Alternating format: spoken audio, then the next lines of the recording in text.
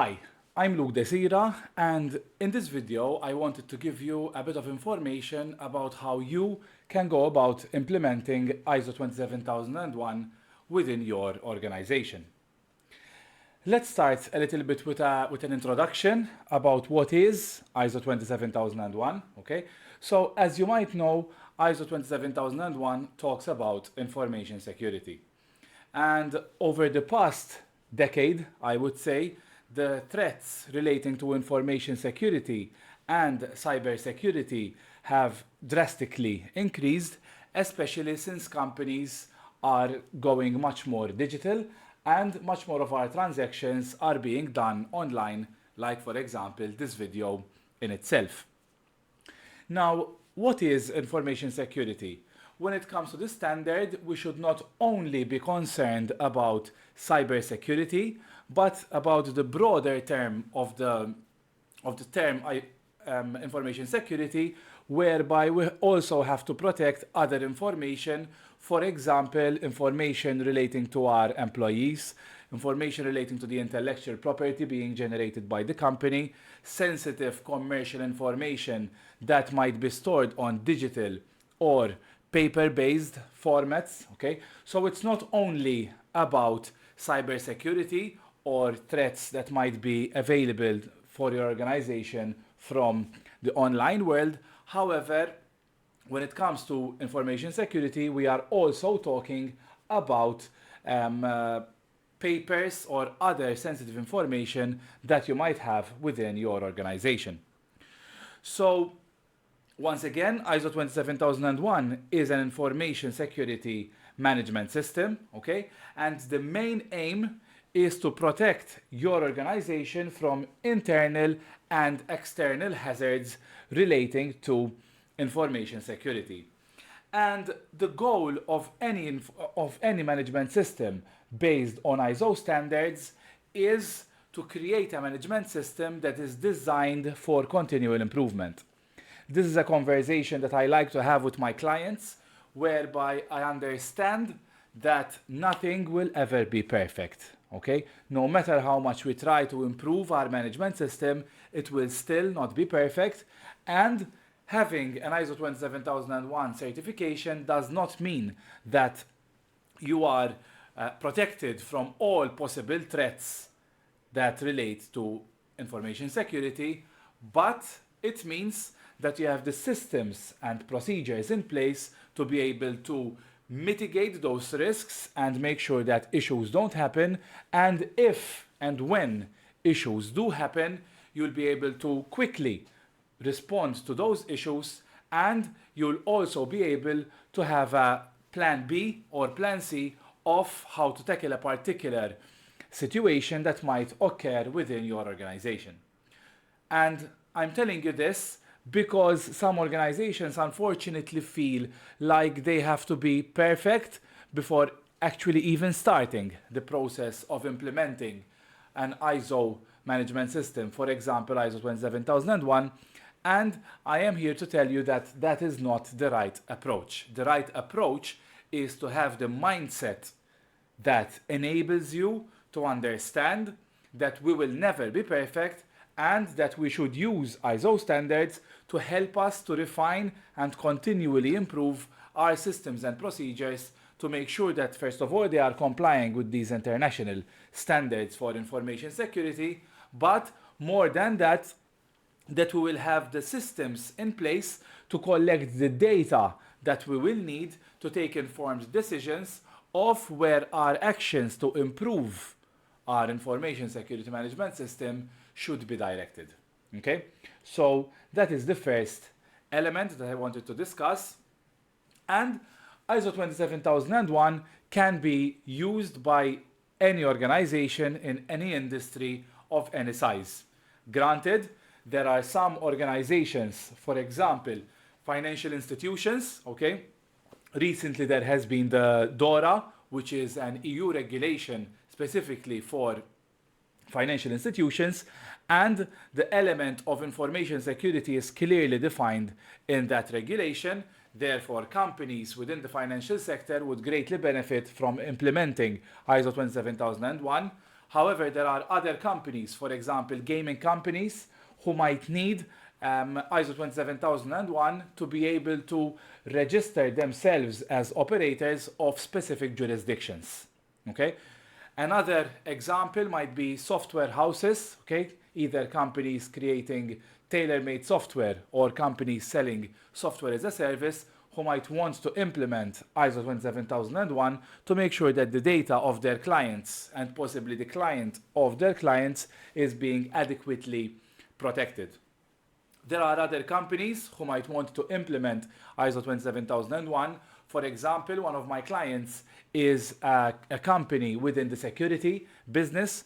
And of course, if you're a security business installing CCTV cameras in different locations, okay, you have to understand that your employees have the ability or the access to whatever those cameras are seeing at any given point in time.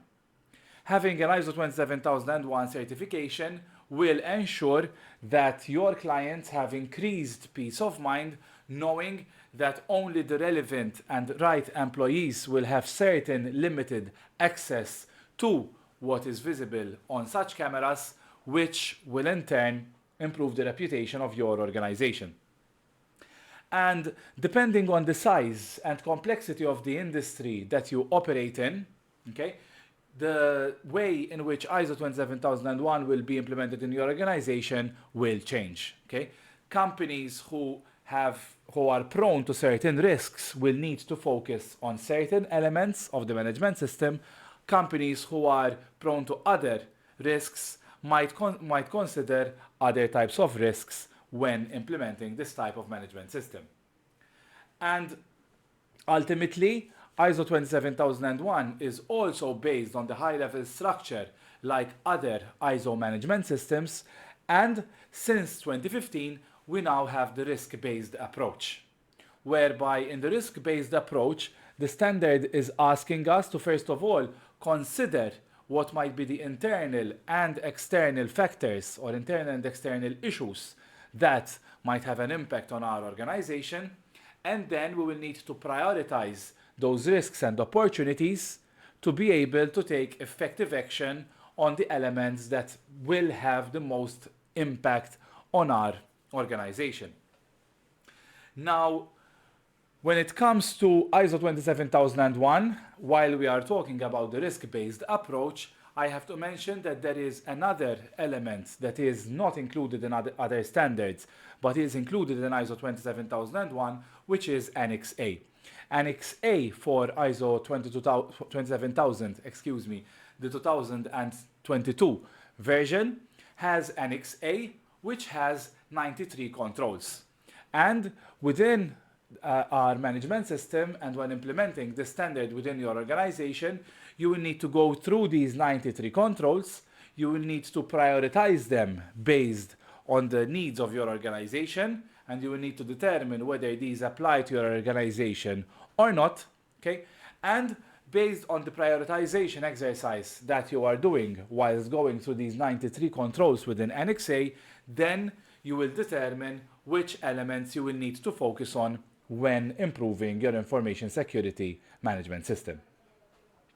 And the next thing that I wanted to talk about is about the current version of the standard, okay? So when it comes to ISO 27001, the first version was launched in 2000, the year 2000, okay? And the standard gets updated roughly every 8 years. The latest version of the standard, as I have just explained, is that of 2022, okay?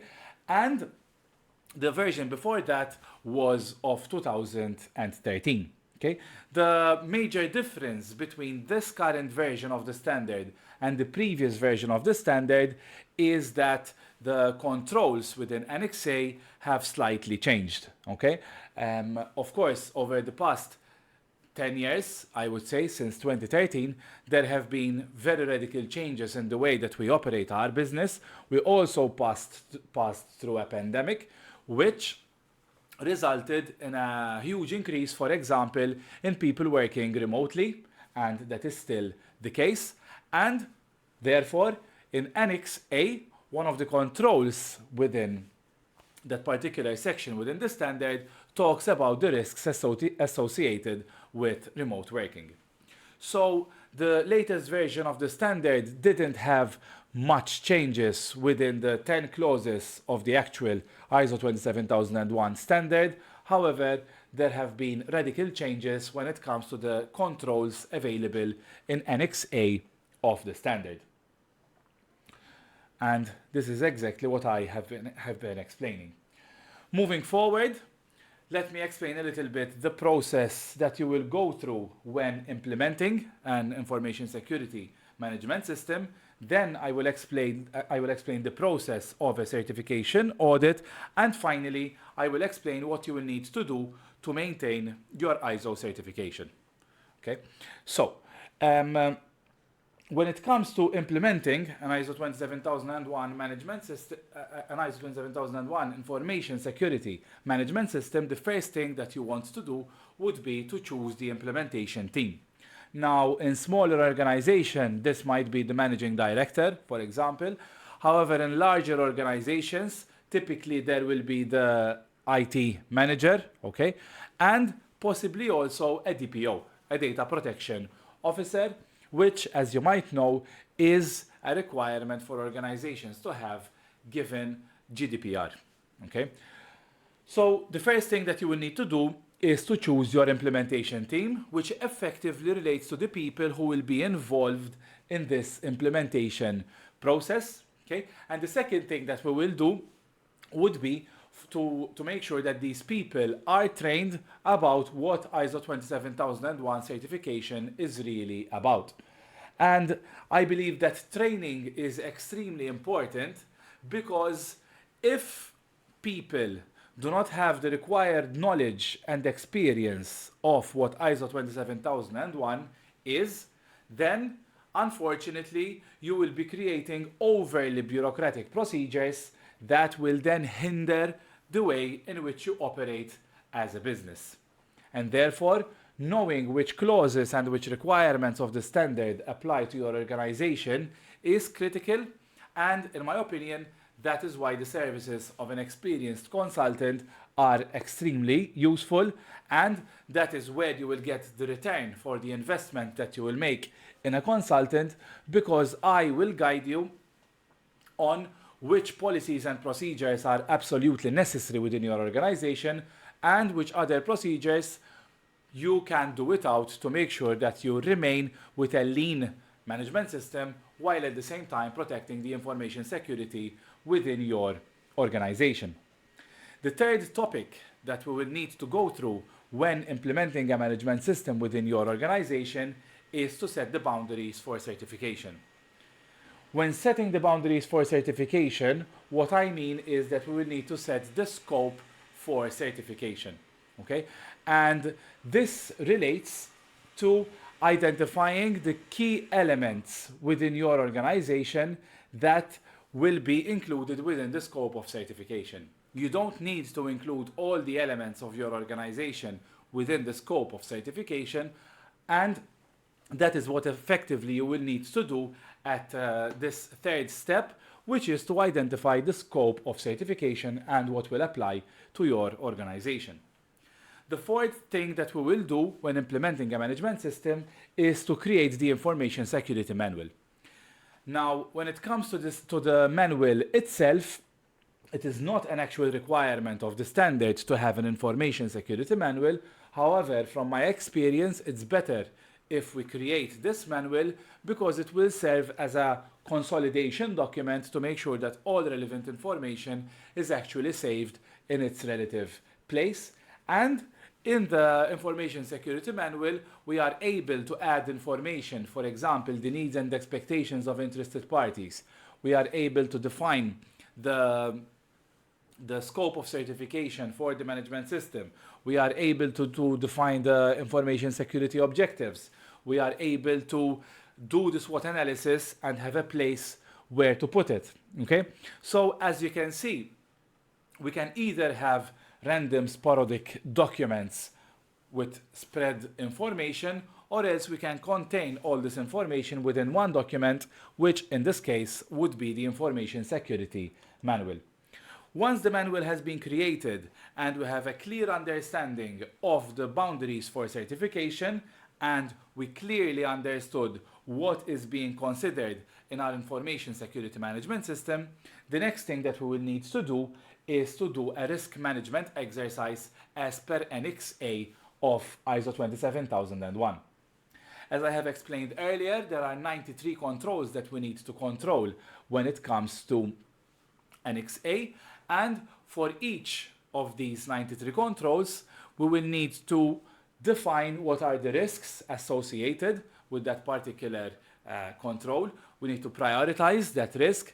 If the risk is high enough that deserves our attention, then we're going to go ahead a step further and define the mitigation actions that we will take to mitigate those risks.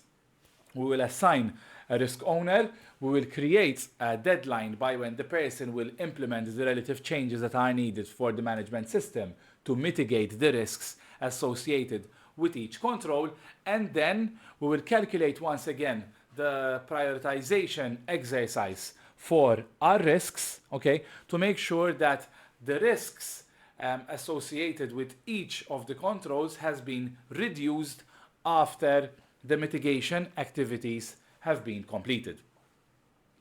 Once Annex A and all of its controls have been considered, then we can move on to creating the supporting system. And the supporting system is equivalent and analogous to all ISO management systems, which talks about elements, for example, the competence of people, whereby we will need to have a training plan and training records to make sure that everyone within the organization is aware and has the right knowledge about what information security is and about their role within the information security management system. We need to have a plan for maintenance, and we need to have maintenance records for elements or equipment that might have an impact on your information security management system. Okay, we need to consider your incident management processes. Okay, so all of these elements are within the supporting system, and they are analogous and similar to other ISO management systems. So when implementing ISO 27001, if you already have, for example, ISO 9001 or any other ISO management system, it will be a good idea to integrate the systems, the supporting system that you have for ISO 9001 with the supporting system of ISO 27001 to make sure that you have a seamless integration of both standards to avoid that you do double work whilst implementing the management system, but more importantly, while running your management system.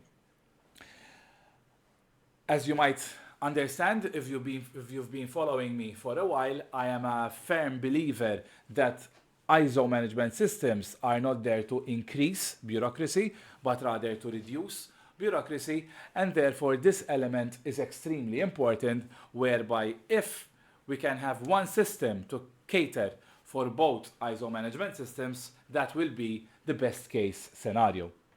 The next element that we will consider when implementing a management system will be to do the system deployment.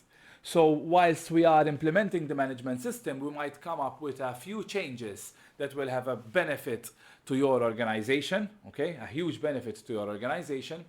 And invariably, once these changes have been identified, then we'll need to implement them within your organization.